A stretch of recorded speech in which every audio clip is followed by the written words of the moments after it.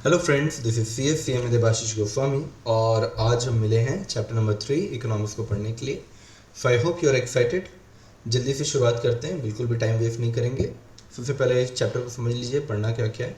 Chapter जो है दो पार्ट में डिवाइडेड है, दो यूनिट में डिवाइडेड है। एक प्रोडक्शन है और दूसरा कॉस्ट है। प्रोडक्शन के अंदर सबसे पहले अपन ये पढ़ते हैं कि we are land, labour, capital और एंटरप्रेन्योर। ये हमारे चार फैक्टर हैं। इन चार फैक्टर के फीचर्स क्या क्या हैं। फिर इसके बाद अपन फंक्शन के अंदर जाते हैं, प्रोडक्शन फंक्शन। प्रोडक्शन फंक्शन के अंदर एक होता है हमारा शॉर्ट रन और दूसरा होता है हमारा लॉन्ग रन। अब शॉर्ट रन में जो लॉ काम आता है उस लॉ को अपन क्या बोलते हैं, लॉ ऑफ वेरिएबल प्रोपोर्शन। और लॉन्ग रन में जो काम आता है उसको क्या बोलते हैं अपन, रिटर्न टू स्केल। क्लियर हो गया। तो यह मैंने आपको एक थोड़ा सा एक प्रीफिक्स दे दिया आपको कि अपन क्या क्या पढ़ने वाले हैं। सबसे पहली बात डेफिनेशन देख लेते हैं कि भैया प्रोडक्शन को जे आर पैकिंसन और जे एम बीट्स ने क्या बोला है कि it is an organised activity of transforming resource into finish product. आपके पास जो भी साधन है उसको आप किस तरीके से सामान में कन्वर्ट करते हैं उसको अपन क्या बोलते हैं, प्रोडक्शन। क्या सर प्रोडक्शन सिर्फ और सिर्फ गुड्स का होता है? नहीं, प्रोडक्शन गुड्स और सर्विस दोनों का होता है। जैसे अगर मैं आपको पढ़ा रहा हूँ तो this is production of service. Clear हो गया, ये भी एग्जाम में आता है। यूटिलिटी के पॉइंट ऑफ व्यू से यहाँ पे चार तरीके से प्रोडक्शन किया जाता है। या आप कह सकते हैं कि प्रोडक्शन से चार यूटिलिटी मिलती है। प्रोडक्शन से कितनी यूटिलिटी मिलती है? चार यूटिलिटी मिलती है। पहले को हम बोलते हैं फॉर्म यूटिलिटी। क्या बोलते हैं अपन? Form utility. जैसे आपने किसी चीज़ का आकार बदल दिया, उसका स्वभाव बदल दिया और इससे आपको क्या मिल गया, कुछ फ़ायदा हो गया। फॉर एग्जांपल जैसे जो लकड़ी का टुकड़ा है वो हमारे किसी काम का नहीं है, पर उससे अगर हमने टेबल बना दिया तो वो हमारे काम में आ जाएगा। ठीक है, तो इसको अपन क्या बोलेंगे, फॉर्म यूटिलिटी। इसके बाद क्या है हमारा, प्लेस यूटिलिटी। प्लेस यूटिलिटी के अंदर क्या आ जाता है, जैसे अगर मान लीजिए कश्मीर के जो सेब हैं वो बहुत अच्छे हैं, लेकिन वो कश्मीर में सिर्फ पड़े रहेंगे तो उसकी वैल्यू इतनी नहीं होगी, उसको पूरे देश में फैलाना पड़ेगा। तो आप क्या कर रहे हैं, गुड्स को एक जगह से दूसरी जगह लेकर आ रहे हैं। या अगर जो सोना है, सोना अगर खदान में पड़ा हुआ है तो भैया वो तो कोयला है, उसका कोई वैल्यू नहीं है वहाँ पे, लेकिन सोनार की दुकान में वैल्यू बहुत ज़्यादा है। तो या तो आप एक्सट्रैक्शन करके या तो ट्रांसफ़र करके, एक्सट्रैक्शन या ट्रांसफ़र के थ्रू अगर आप किसी चीज़ को एक जगह से दूसरी जगह लेकर आ रहे हैं, वो भी हमारा क्या है, प्लेस यूटिलिटी। अगला क्या है हमारा, टाइम यूटिलिटी। क्या होता है, जैसे फॉर एग्जांपल कि अगर आम है, आम तो भैया कुछ ही समय मिलता है हम लोग को, पूरे 12 महीने तो मिलता नहीं है। तो हम क्या कर सकते हैं, आम का अचार बना सकते हैं, आम का चॉकलेट बना सकते हैं, कुछ और बना सकते हैं। उससे क्या होगा कि वो जो चीज़ होगी वो हमको पूरे 12 महीने मिल पाएगी। इसको क्या बोलते हैं अपन, टाइम यूटिलिटी। जैसे यहाँ पे क्या लिखा है, Canning of seasonal fruit. Seasonal fruit यानी कि जैसे आपका आम है उसको कैन कर देंगे, पैकेट कर देंगे, तो वो फिर 12 महीने मिल पाएगा। इसके बाद पर्सनल स्किल से भी आप क्या कर सकते हैं, आप यूटिलिटी जनरेट कर सकते हैं। फॉर एग्जांपल मैं आपको पढ़ा रहा हूँ, ये मेरा पर्सनल स्किल है, इससे आपको सेटिस्फेक्शन मिलेगा, इससे आपको नॉलेज मिलेगा, इससे आप अच्छे नंबर लाएंगे, इससे आप सीए बन जाएंगे। तो ये क्या है हमारा पर्सनल यूटिलिटी। क्लियर हो गया सभी को? चलिए आगे बढ़ते हैं। तो ये यूटिलिटी के चार टाइप आपको याद रखने। नॉर्मली प्रोडक्शन में चारों ही होता है। अब सबसे पहले शुरुआत करते हैं अपन लैंड से। तो land is free gift of nature. Basically land को किसी ने भी बनाया नहीं है, हमारे फोर फादर्स ने बनाया नहीं है, हमारे पूर्वजों ने या हमने नहीं बनाया, ये भगवान का देन है। लैंड का मतलब सिर्फ ज़मीन नहीं होता, लैंड के अंदर सारी चीज़ें आ जाती है, सॉइल, वाटर, एयर, सब कुछ लैंड के अंदर ही आता है। ठीक है, supply of land. Supply of land में ये बात वेरी इंपॉर्टेंट है कि रिलेटिवली इलास्टिक है फर्म के पॉइंट ऑफ व्यू से, पर ये परफेक्टली इन इलास्टिक है इकोनॉमी के पॉइंट ऑफ व्यू से। कहने का मतलब, अगर मान लीजिए मुझे और ज़मीन खरीदनी है तो क्या मैं खरीद सकता हूँ? हाँ सर, आप खरीद सकते हो। लेकिन अगर इंडिया को और ज़मीन चाहिए तो क्या वो कर सकता है? नहीं सर। इंडिया को ज़मीन चाहिए होगा तो या तो पाकिस्तान से लेने जाएगा या तो चाइना से लेने जाएगा। ज़मीन जैसे वो एक्वायर करने जाएगा भैया, युद्ध हो जाएगा। ठीक है, वर्ल्ड वॉर 1, वर्ल्ड वॉर 2 क्या है सब, ये तो ज़मीन की लड़ाई तो है, और क्या है। समझ में आ रहा है? तो सप्लाई ऑफ लैंड फिक्स है, बिल्कुल चेंज नहीं हो सकता इकोनॉमी के पॉइंट ऑफ व्यू से, देश के पॉइंट ऑफ व्यू से। लेकिन मेरे पॉइंट ऑफ व्यू से मैं ज़मीन को खरीद सकता हूँ या दूसरी चीज़ें भी मैं कर सकता हूँ। अगला, लैंड परमानेंट और इनडिस्ट्रक्टेबल पावर है। इसको किसने कहा है? रिकार्डो ने कहा है। उसका बेसिकली मतलब ये था कि भैया लैंड का कभी भी पावर ख़त्म नहीं होगा। अगर आपको लगता है कि कम हो रहा है, खाद डालिए, वापस से पावर क्या हो जाएगा, जनरेट हो जाएगा, कोई टेंशन नहीं है। पैसिव फैक्टर है, यानी कि लैंड अपने आप कुछ नहीं कर सकता, लैंड में आपको काम करना पड़ेगा। लैंड जो है वो इमोबाइल है, यानी कि लैंड एक जगह दूसरी जगह नहीं जा सकता, मूव नहीं कर सकता। लैंड के मल्टीपल यूज़ हैं, जैसे कोई एक घर बना के रह रहा है, कोई वहाँ पे खेती कर रहा है, कोई कुछ और कर रहा है। लैंड हेट्रोजेनस, यानी ब्लैक सॉइल अलग होगा, रेड सॉइल अलग होगा, हर ज़मीन एक दूसरी ज़मीन से अलग होता है, उसकी फर्टिलिटी क्या होती है, अलग होती है। लेबर के अंदर भी दो टाइप के लेबर होते हैं बच्चों, एक होता है मेंटल लेबर और एक होता है फिजिकल लेबर। मैं आपको पढ़ा रहा हूँ तो यहाँ पे क्या यूज़ कर रहा हूँ, मैं अपना माइंड यूज़ कर रहा हूँ। तो इसको क्या बोलेंगे अपन, मेंटल लेबर।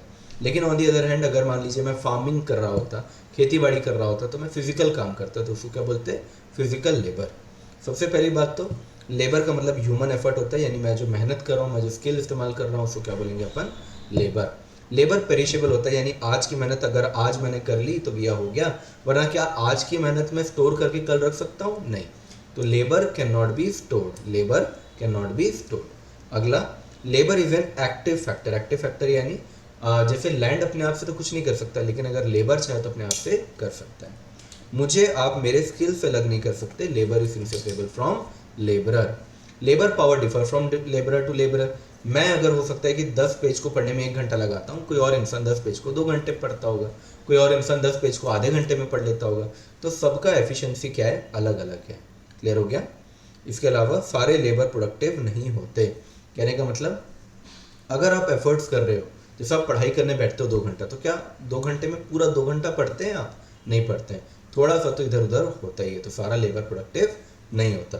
लेबर का बार्गेनिंग पावर बहुत खराब होता है। बार्गेनिंग पावर खराब होने का मतलब क्या है, जो मालिक जो वेजेस देगा वो वेजेस आपको एक्सेप्ट करना पड़ेगा। That is why trade union वगैरह बनते हैं, ताकि थोड़ा सा लेबर का पावर ज़्यादा रहे। लेबर मोबाइल है, यानी एक जगह से दूसरी जगह वो क्या कर सकता है, मूव कर सकता है। इसके बाद there is no rapid adjustment of supply of labour.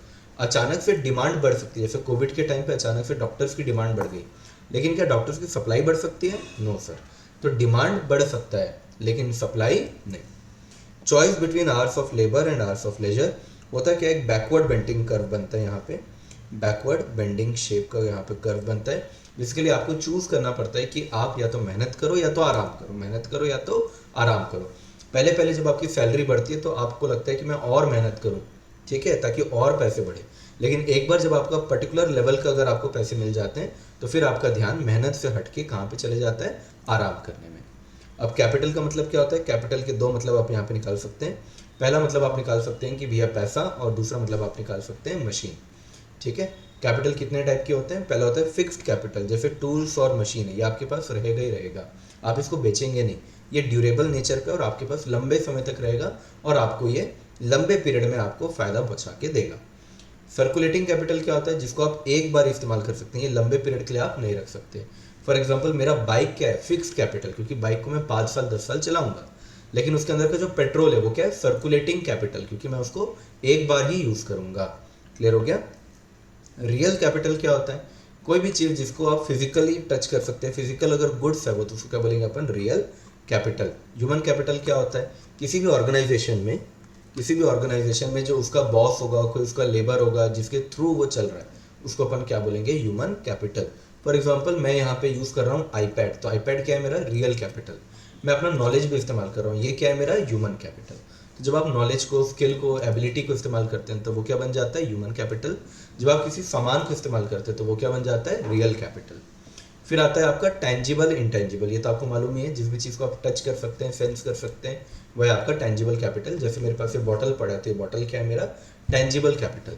Intangible capital क्या होता है, जहाँ आप जिसको आप टच नहीं कर सकते, जैसे कॉपीराइट या पेटेंट। इंडिविजुअल कैपिटल क्या होता है, जो सिर्फ मेरा है, उसको क्या बोलूंगा मैं, इंडिविजुअल कैपिटल। जैसे ये बॉटल सिर्फ और सिर्फ मेरा है, तो ये क्या है, इंडिविजुअल कैपिटल। लेकिन अगर रेलवे स्टेशन में अगर कोई नल लगा हुआ है, तो वो सिर्फ मेरा नहीं है, वो सबका है, तो उसको क्या बोलेंगे, सोशल कैपिटल। इसके बाद कैपिटल फॉर्मेशन का मतलब क्या होता है, किस तरीके से आप पैसों को बना सकते हैं। तो इसके अंदर 3 स्टेज आते हैं। सबसे पहले तो भैया पैसा अगर आपको बनाना है तो पैसा होना तो चाहिए, पैसे से ही तो पैसा बनता है, तो इसके लिए आपको सेविंग करनी पड़ेगी। फिर उस सेविंग को अगर आप अपने पास अगर तिजोरी में बंद करके रख दोगे तो क्या पैसे बढ़ जाएंगे, नहीं। आपको उसे एक ऐसे जगह ले जाना पड़ेगा जहाँ से आप उसको कहीं पे इन्वेस्ट कर सको। जैसे आपने बैंक में रखा, उसको फाइनेंशियल सिस्टम के अंदर रखा, इसको क्या बोलेंगे, मोबिलाइजेशन ऑफ सेविंग। तीसरा, फिर आप वहाँ से आप क्या करेंगे, आप कहीं ना कहीं शेयर मार्केट में या बॉन्ड में, डिबेंचर में, कहीं तो भी लगाएंगे, इसको क्या बोलेंगे अपन, इन्वेस्टमेंट। तो जैसे पहले खाना बनता है, खाना लाए हम, फिर खाना बनाए, फिर उसी कढ़ाई में खा लेते हैं क्या, नहीं, हम अलग से प्लेट में लाकर खाते हैं।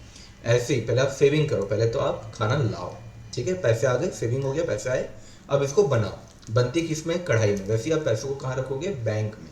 फिर कढ़ाई से तो हम नहीं खाते, वैसे बैंक से इन्वेस्टमेंट आप नहीं करोगे, सॉरी मतलब बैंक से आपको रिटर्न नहीं मिलेगा, आप बैंक से इन्वेस्टमेंट करोगे तो आपको क्या मिलेगा, रिटर्न मिलेगा।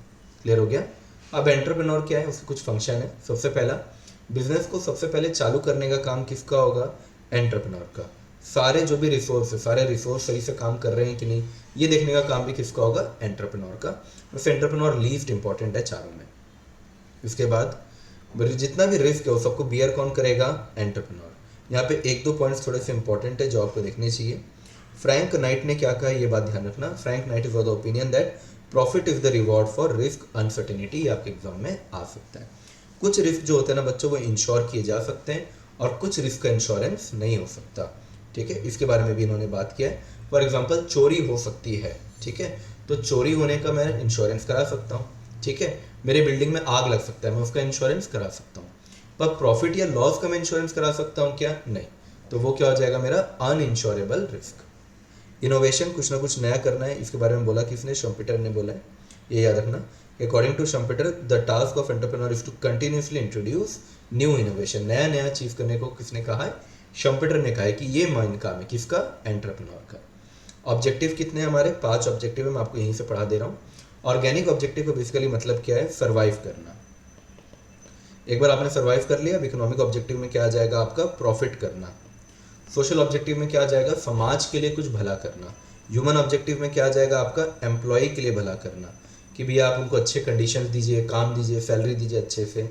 नेशनल ऑब्जेक्टिव में क्या आ जाएगा? ऑब्वियसली देश का भला करना।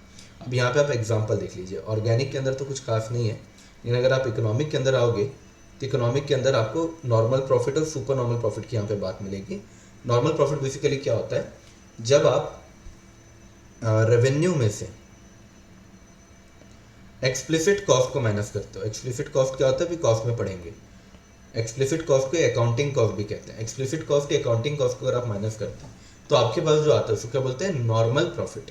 अब इसी में से, नॉर्मल प्रॉफिट में से अगर आपने मान लीजिए इम्प्लिसिट कॉस्ट को माइनस कर दिया, इम्प्लिसिट कॉस्ट को अगर आपने माइनस कर दिया, इम्प्लिसिट कॉस्ट को अगर आपने माइनस कर दिया, तो आपके पास जो आएगा उसको अपन क्या बोलते हैं?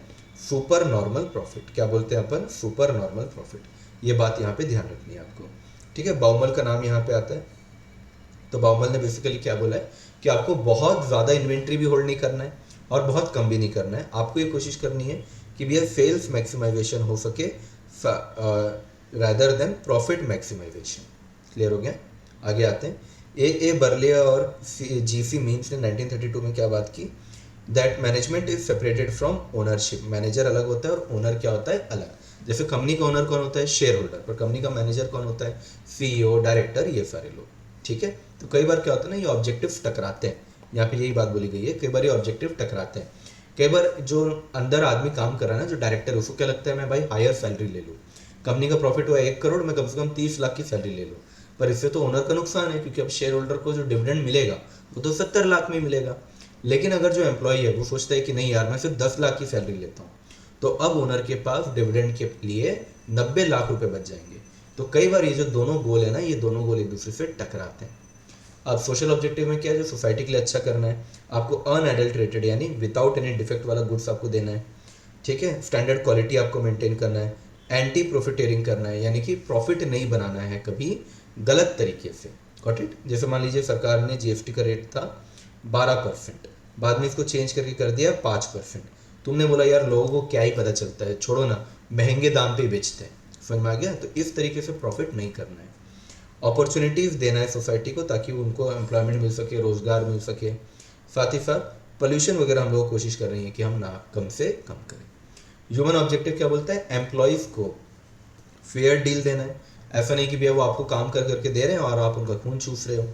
उनका स्किल और एबिलिटी आपको डेवलप करना है। उनको अपॉर्चुनिटी देनी है कि भैया वो भी डिसीजन मेकिंग कर सके, फैसले ले सके। उनका जॉब कंटेंट थोड़ा अच्छा बनाना है, उनको बोरिंग करके मार नहीं देना है, उनकी लाइफ को थोड़ी हैपनिंग भी रखनी है। नेशनल ऑब्जेक्टिव का मतलब क्या है? इनइक्वालिटी को रिमूव करना है भैया, यानी कि हमारे देश में जैसे रंग भेद है, ठीक है, रेसिज्म है, कास्टिज्म है, ये सारी चीज़ें नहीं होनी चाहिए। मेल फीमेल के उसमें नहीं होना चाहिए कुछ। नेशनल प्रायोरिटी के हिसाब से आपको प्रोड्यूस करना है। जैसे कोविड के टाइम पे क्या था, हम लोग को वैक्सीन की ज़रूरत थी, मास्क की ज़रूरत थी, तो मैं क्या बोल रहा हूँ कि यार मैं कपड़ा वाला हूँ, अब मैं मास्क बनाऊंगा, मैं कपड़े नहीं बनाऊंगा, लग्जरी कपड़े नहीं बनाऊँ। क्यों? क्योंकि अभी मेरे देश को मास्क की ज़रूरत है। हम लोग को आत्मनिर्भर बनना है, सेल्फ रिलायंट बनना है, दूसरों का डिपेंडेंस अपने ऊपर नहीं रखना है। नए नए लोगों को ट्रेन करना है ताकि वो अच्छे से आगे जाके अच्छे एंटरप्रेन्योर बने, अच्छा काम करें। क्लियर हो गया? ये वाले एंटरप्रेन्योर प्रॉब्लम वगैरह आपको नहीं पढ़ना है।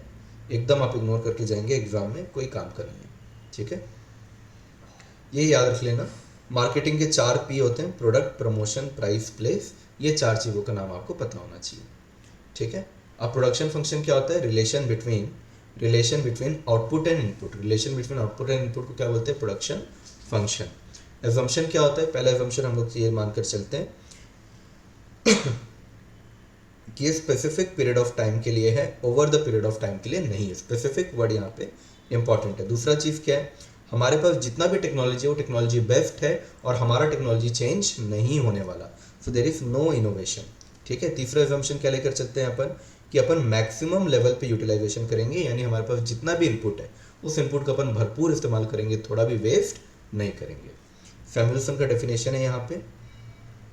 इसके बाद हमारा प्यारा एल और के आ गया। एल से क्या डिनोट होता है? लेबर। के से क्या डिनोट होता है? Capital.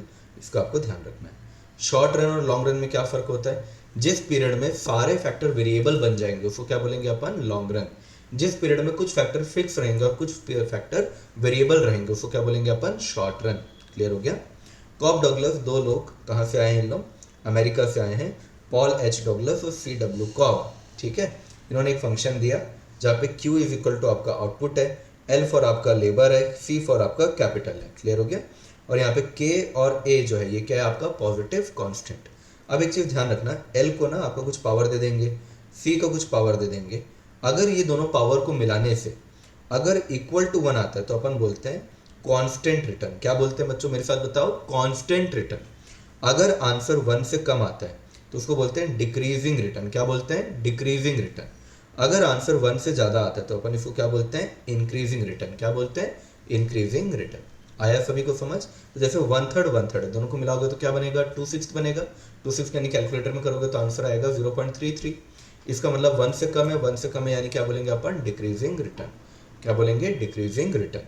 On the other hand मान लो क्वेश्चन बोलता है L 1/2 और C 2/3।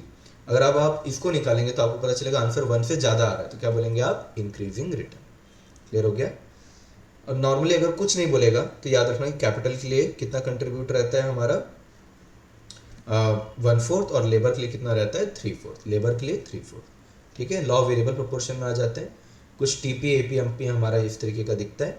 इसमें मैं आपका टाइम वेस्ट नहीं करूंगा, सीधा रिलेशनशिप्स में आपको पढ़ा देता हूँ। इस कर्व को आपको देखना है, सारे रिलेशनशिप आपको इससे समझ में आ जाएंगे।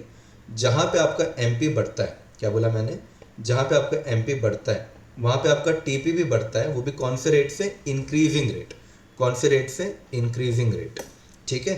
ये देखिए ये वाला स्टेज नंबर 1। जहाँ पे हमारा एमपी गिर रहा है, स्टेज नंबर 2 में देखिए यहाँ पे आपका एमपी गिर रहा है। जहाँ पे एमपी गिरेगा वहाँ पे आपका टीपी बढ़ेगा, लेकिन कौन से रेट से? डिक्रीजिंग रेट से। कौन से रेट से? Decreasing rate.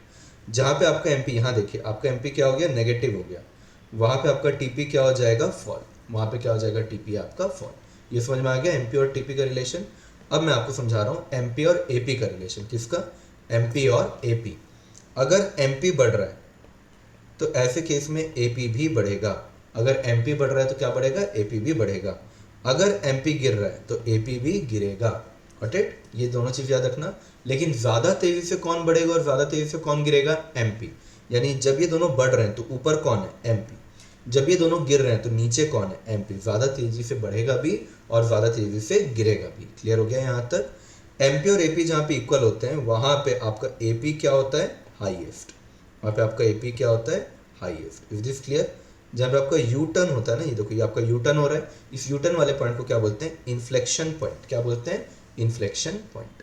Got it? आप कहाँ पे ऑपरेट करेंगे? कोई आपसे सवाल पूछे तो आपका आंसर क्या होगा? स्टेज नंबर 2 में। कहाँ पे ऑपरेट करेंगे आप? स्टेज नंबर 2, क्योंकि वो आपका बेस्ट स्टेज है। Got it everyone? चलिए आगे आते हैं। एक्सप्लेनेशन एक बार पढ़ना होगा तो पढ़ना, बाकी मतलब बहुत आई वोंट से कि ये बहुत ज़्यादा इंपॉर्टेंट है। स्टेज नंबर 1 और 3 में कभी भी कोई प्रोड्यूसर ऑपरेट नहीं करेगा और इन दोनों स्टेज को क्या बोला जाता है? इकोनॉमिक एब्सर्डिटी या इकोनॉमिक नॉनसेंस। क्लियर है? स्टेज नंबर 2 को ऑप्टिमल स्टेज कहते हैं। रिटर्न टू स्केल यानी लॉन्ग रन के बारे में बात करेंगे तो लॉन्ग रन में 3 स्टेज होते हैं। इंक्रीजिंग, ये देखिए ये कॉब डगलस वाला जो था ना, मैंने ऊपर ही आपको समझा दिया। कॉब डगलस वाले बात यहाँ पे क्लियर हो गई। और ये दिखता कैसा है?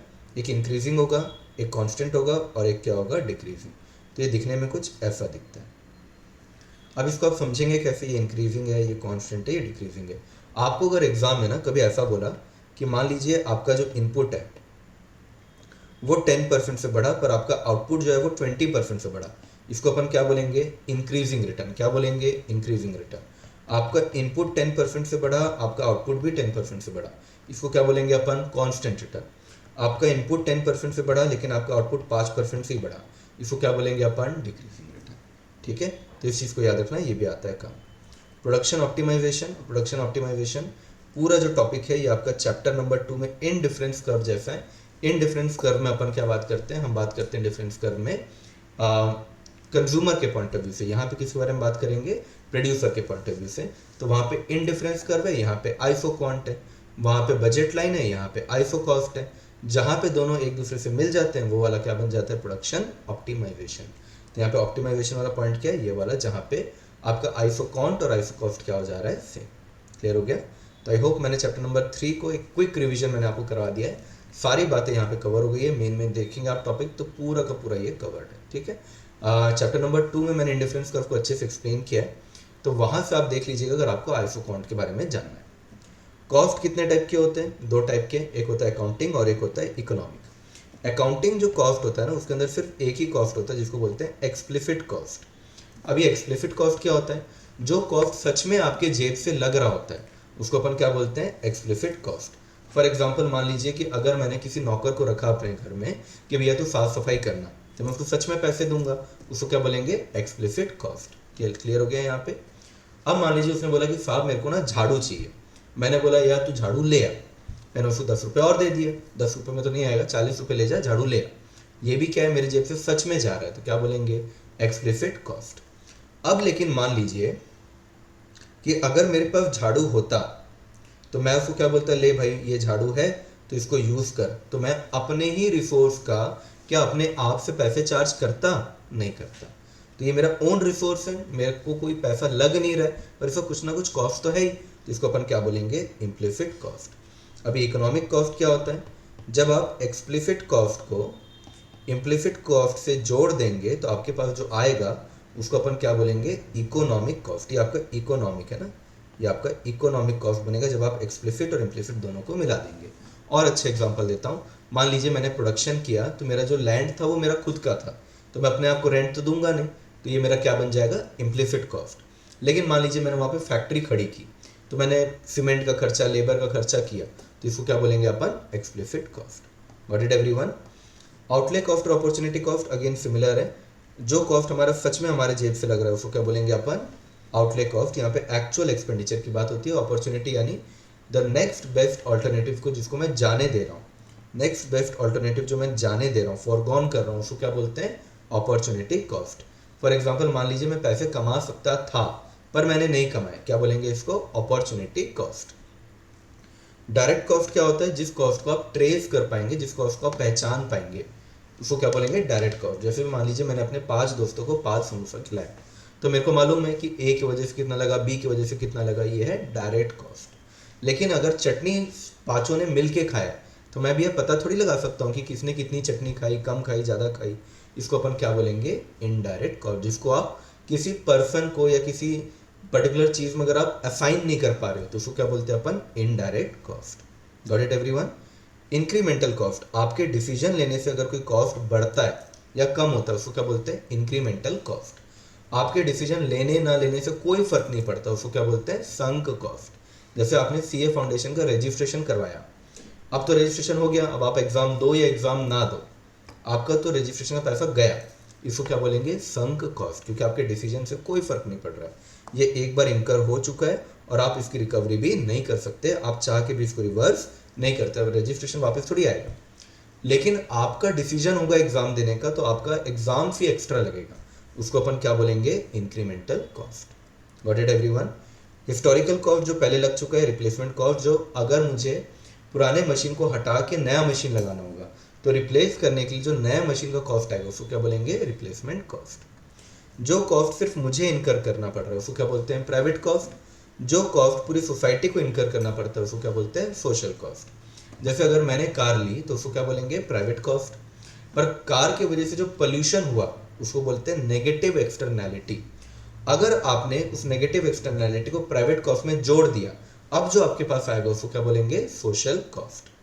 फिक्स्ड और वेरिएबल कॉस्ट क्या होता है, कोई कॉस्ट जो कि प्रोडक्शन के बढ़ने या गिरने से इम्पैक्ट ही नहीं होता, वो उतना ही रहता है, उसको क्या बोलते हैं, फिक्स्ड कॉस्ट।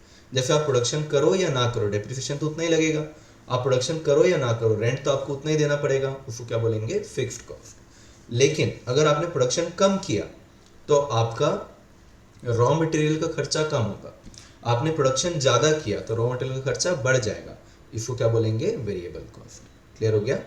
अब शॉर्ट रन में ना वेरिएबल और सेमी वेरिएबल के भी दो और प्रकार आते हैं, आप ये टेबल भी देख लीजिएगा, ये इंपॉर्टेंट है। वेरिएबल कॉस्ट कैसा दिखता है, वर्टिकली ऊपर जाता हुआ, तो इसको बोलते हैं अपन पॉजिटिव वर्टिकल। क्या बोलते हैं, पॉजिटिव वर्टिकल। और यहाँ पे अगर आप देखोगे तो इसको क्या बोलते हैं, स्ट्रेट हॉरिजॉन्टल। क्या बोलते हैं इसको, straight horizontal, straight horizontal. Clear हो गया। कुछ कॉस्ट ऐसे होते हैं जो सेमी वेरिएबल होते हैं, यानी थोड़ा सा पार्ट उसका फिक्स होगा, थोड़ा सा पार्ट उसका फिक्स होगा और थोड़ा सा पार्ट उसका क्या होगा, वेरिएबल। जैसे इलेक्ट्रिसिटी, जैसे आपके घर में ना एक बोर्ड लगा होगा, मीटर लगा होगा, अब आप बिजली चलाओ ना चलाओ उसमें कुछ महीने का खर्चा तो आता ही है, 50 रुपये तो लेता ही है, उसको क्या बोलेंगे अपन, फिक्स्ड कॉस्ट। अब आप जितना बिजली खर्च करोगे उतना और उसके ऊपर और चढ़ेगा, तो उसको क्या बोलेंगे, वेरिएबल। तो इसमें थोड़ा सा 50 रुपये का फिक्स्ड है और जितना आपने बिजली खर्चा किया, मान लो 450, वो आपका क्या बन गया, वेरिएबल। स्टेप वेरिएबल क्या होता है, जैसे कमीशन होता है, मैंने किसी को बोला कि अगर तू 0 से 100 तक बेचेगा ना मैं तेरे को 1000 रुपये दूंगा, फिर मैंने बोला अगर तू 100 से 200 बेचेगा तो मैं तेरे को 3000 रुपये दूंगा, इसको क्या बोलते हैं, स्टेप वेरिएबल। यानी 0 से 100 तक एक पर्टिकुलर क्वांटिटी तक आपका कॉस्ट क्या रहेगा, फिक्स, फिर नेक्स्ट स्लैब में जैसे ही आप जाओगे आपका कॉस्ट बढ़ जाएगा, इसको क्या बोलेंगे, स्टेप वेरिएबल। तो फिक्स्ड कॉस्ट ऐसा दिखता है, total variable cost vertical shape का होता है, दोनों को मिला देंगे तो क्या बन जाएगा, टोटल कॉस्ट। एग्जाम में एक बार क्वेश्चन आ चुका है कि टोटल कॉस्ट और टोटल वेरिएबल कॉस्ट के बीच का जो ये डिफरेंस है, डिफरेंस क्या है, ये डिफरेंस है आपका टोटल फिक्स्ड कॉस्ट। सोच के देखिए, total cost is equal to क्या है, total variable cost plus total fixed cost, तो इन दोनों का डिफरेंस क्या होगा, टोटल फिक्स्ड कॉस्ट। इस तरीके से आप याद रख सकते हो। क्लियर है। फिर यहाँ पे फॉर्मूलाज आते हैं, फॉर्मूलाज में तो अभी ये काम करता हूँ, मैंने आपको एक साथ सारे फॉर्मूला लिखा देता हूँ। देखो सबसे पहला फॉर्मूला तो क्या है हमारा, total cost is equal to total fixed cost plus variable cost. याद रहना, टोटल कॉस्ट को अगर मैं n से डिवाइड करूँ तो क्या बन जाता है, एवरेज कॉस्ट।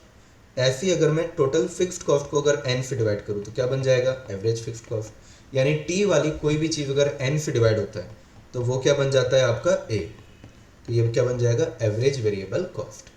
अब ओहो सॉरी ये बिगड़ गया थोड़ा सा,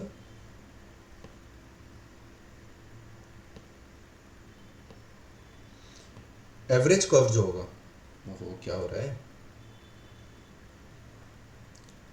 एवरेज कॉस्ट जो होगा, average cost will be equal to what, average fixed cost and average variable cost. एक बार फिर से, एवरेज कॉस्ट जो होगा, एवरेज कॉस्ट क्या होगा, average fixed cost plus average variable cost. तो आपको रिलेशन दिख रहा होगा, टोटल कॉस्ट भी दो चीज़ों का एडिशन है, क्या क्या का, इसको मैं सुधार भी देता हूँ वरना आपको कन्फ्यूजन होगा। टोटल कॉस्ट बाई एन है ना, total cost by N is equal to A C, total fixed cost upon N is equal to A F C, total variable cost upon N is equal to A B C. Total cost क्या होता है, fixed और variable का addition. Average cost क्या होता है, average fixed और average variable का एडिशन। अब सबसे इंपॉर्टेंट जो आपके एग्जाम में सबसे ज़्यादा पूछा गया है, अगर आपको एमसी निकालना होगा तो कैसे निकालोगे, दो फॉर्मूला है, delta T C upon delta N. अगर मान लो आपके क्वेश्चन में ना टी सी के बीच में गैप है यानी आपका एक एन दिया हुआ है आपका 5 यूनिट्स का और दूसरा कॉस्ट आपका दिया हुआ है 10 यूनिट्स का, तो यहाँ पे यूनिट्स के बीच में गैप है। ऐसे केस में आप क्या करोगे, यूनिट का गैप कितना है, 5, एक आपको 5 यूनिट का दिया, एक आपको 10 यूनिट का दिया, यानी 5 यूनिट का गैप हो गया। और मान लो 5वें यूनिट पे आपको बोला है 100 टोटल कॉस्ट है और 10वें यूनिट पे बोला है मान लो 400 टोटल कॉस्ट है, दोनों का डिफरेंस क्या है, 400 माइनस 100 300, तो 300 डिवाइड बाई 5 60 आ जाएगा आपका मार्जिनल कॉस्ट। क्लियर है। एक और तरीका क्या है, marginal cost of n is equal to total cost of n minus total cost of n minus 1। यानी अगर आपको मार्जिनल कॉस्ट 6 का निकालना है तो आप टोटल कॉस्ट ले लेंगे 6 का और टोटल कॉस्ट 5 से आप इसको क्या कर देंगे, माइनस। क्लियर हो गया। चलिए आगे बढ़ते। ग्राफ बहुत इंपॉर्टेंट है कॉस्ट के केस में। एएफसी जो होता है ये गिरा हुआ कर्व है, कैसा कर्व है, गिरा हुआ कर्व है, लगातार फॉल होता है। सिर्फ यही एक कर्व है जो यू शेप का नहीं है, ये यू शेप का नहीं है, बाकी सारे आपके यू शेप के होते हैं। मार्जिनल कॉस्ट एवरेज कॉस्ट को वहाँ पे कट करता है जहाँ पे क्या हो, लोएस्ट हो, क्या हो, लोएस्ट। तो एमपी कट करता है एपी को जब वो हाईएस्ट हो, और एमसी कट करता है एसी को जब वो लोएस्ट हो। ठीक है, इसके अलावा आप अगर देखेंगे तो एवीसी और एसी, इन दोनों का जो डिफरेंस है ना, वो डिफरेंस धीरे धीरे कम होते रहता है। ठीक है, डिफरेंस इन दोनों का धीरे धीरे कम होता रहता है। आप देखोगे तो यहाँ पे एसी देखो कितना ऊपर है, और एवीसी देखोगे तो कितना नीचे, बीच में गैप कितना ज़्यादा है, पर धीरे धीरे आपका अगर आप देखोगे तो इन दोनों का गैप क्या हो गया, एकदम कम हो गया। क्लियर है, याद रखना। और उसका रीज़न क्या होता है कि एएफसी जो होता है ना, वो आपका गिरता जाता है। एक्चुअली ये रीज़न से दोनों क्या आ जाते हैं, पास आ जाते हैं। क्लियर हो गया। चलिए 1 सेकंड में पानी पी लूँ।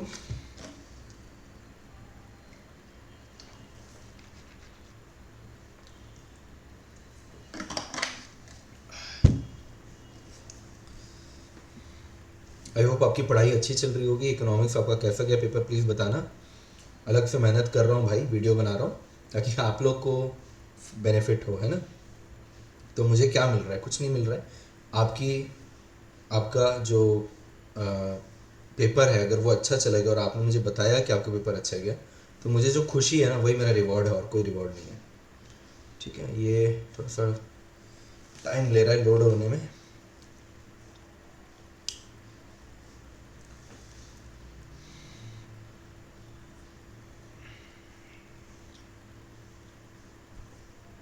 चलिए तब तक मैं आपको ओरली समझा देता हूँ। आगे का टॉपिक मुझे पता तो है ही क्या है। आगे जाके ना कॉस्ट के अगेन वही 2 पार्ट हो जाते हैं, लॉन्ग रन, शॉर्ट रन वाला। शॉर्ट रन में सारे कॉस्ट क्या हो जाते हैं, लॉन्ग रन में सारे कॉस्ट क्या हो जाते हैं, वेरिएबल। इन शॉर्ट रन में कुछ कॉस्ट क्या रहते हैं, फिक्स, और कुछ क्या रहते हैं, वेरिएबल। अच्छा, ये आ गया। चलो न्यूमेरिकल वाला पार्ट है। न्यूमेरिकल आपके एग्जाम में ऐसा चाहता नहीं है, तो मैं इसको छोड़ भी सकता हूँ। एसी और एमसी का रिलेशन बता देता हूँ। एसी और एमसी दोनों साथ में बढ़ेंगे और साथ में गिरेंगे, just like AP and MP. पर ज़्यादा जोर से कौन बढ़ेगा, एमसी। ज़्यादा जोर से गिरेगा भी कौन, एमसी। ठीक है, तो ये 2 पॉइंट में बताया। और कहाँ पे कट करेगा, जहाँ पे एमसी क्या होगा, लोएस्ट। लॉन्ग रन में होता क्या है, लॉन्ग रन के 2-3 नाम आप याद रखना। एक नाम है आपका एनवलप कर्व। अगर लॉन्ग रन की बात करूँ तो एक नाम क्या है, एनवलप कर्व। दूसरा नाम क्या है, प्लानिंग कर्व। शॉर्ट रन का नाम क्या है, शॉर्ट रन का नाम है प्लांट कर्व। शॉर्ट रन का नाम क्या है, प्लांट कर्व। क्लियर हो गया। सारे शॉर्ट रन को, अगर मैं, ये शॉर्ट रन है ना, ये सारे शॉर्ट रन है, मैं सारे शॉर्ट रन को जोड़ूंगा तो मेरे पास क्या बन जाएगा, लॉन्ग रन। और लॉन्ग रन में सारी चीज़ें क्या बन जाती है, इक्वल। सारी चीज़ें क्या हो जाती है, इक्वल, सब कुछ बराबर हो जाता है। क्लियर है। इसके आगे यहाँ पे हमको ऐसा लगता है कि जैसे ये टेंजेंट है लोएस्ट पॉइंट पे, पर ये टेंजेंट तो है, पर ये लोएस्ट पॉइंट पे, मिनिमम पॉइंट पे टेंजेंट नहीं है। क्लियर हो गया। इसका यू शेप ऐसा क्यों है, क्योंकि इकोनॉमिक्स और डिसइकोनॉमिक्स होता है। इकोनॉमिक्स और डिसइकोनॉमिक्स का मतलब क्या है, मैं यहाँ पे समझा देता हूँ, फैक्टर्स काम के नहीं है इतने। इकोनॉमिक्स और डिसइकोनॉमिक्स का मतलब है, जैसे ये आपका एसी का शेप बना, अब यहाँ पे अगर मैं इसको हाफ डिवाइड करूँ यहाँ पे, तो इतने पार्ट में हमारा कॉस्ट कम हो रहा है। तो कम होना तो हमारे लिए अच्छा है, कॉस्ट का कम होना, इसको अपन क्या बोलेंगे, इकोनॉमिक्स। यहाँ पे हमारा कॉस्ट बढ़ रहा है तो ये हमारे लिए बुरा है, इसको अपन क्या बोलेंगे, डिसइकोनॉमिक्स। तो प्रोडक्शन अगर आप बढ़ाते हैं ना, तो आपका कॉस्ट कम होता है, इसको क्या बोलते हैं, इकोनॉमिक्स। और प्रोडक्शन आप हद से ज़्यादा बढ़ाते हैं तो आपका कॉस्ट बढ़ जाता है, इसको क्या बोलते हैं, डिसइकोनॉमी। आपको सिर्फ हेडिंग पढ़ के जाना है कि कितने टाइप की इंटरनल इकोनॉमी और कितने टाइप के एक्सटर्नल है। बच्चों सिर्फ हेडिंग पढ़ना है, प्लीज़ टाइम वेस्ट मत करना, बहुत पकड़ के मारूंगा तुम लोग को अगर टाइम वेस्ट किया तो। बस हेडिंग पढ़ के जाओ, बहुत है, उसके अंदर कुछ काम का नहीं है। ठीक है, जो काम का है ना, वो उसको मैंने अच्छे से टाइम, जैसे रिलेशनशिप काम का है, कॉस्ट के कर्व टाइम काम का है, उन वो कैसे उसका न्यूमेरिकल आता है वो काम का है, टाइप ऑफ कॉस्ट आपके काम का है। ठीक है, इसके अलावा कुछ और चीज़ काम का नहीं है। ठीक है, चलो ये हमारा लास्ट टॉपिक था इकोनॉमिक्स, ये ख़त्म हो गया है। आई होप आपको पसंद आया होगा। इन केस अगर कोई भी आपको डाउट हो तो बढ़िया आराम से कॉल करके या व्हाट्सएप करके पूछ लेना। मैं आपको अपना नंबर भी दे देता हूँ, क्योंकि अगर आपको कुछ मन में आएगा तो ताकि आप पूछ सको। नंबर क्या है मेरा, 7999576381। इस नंबर पे आप कॉल या व्हाट्सएप करके पूछ लेना। Got it everyone, thank you.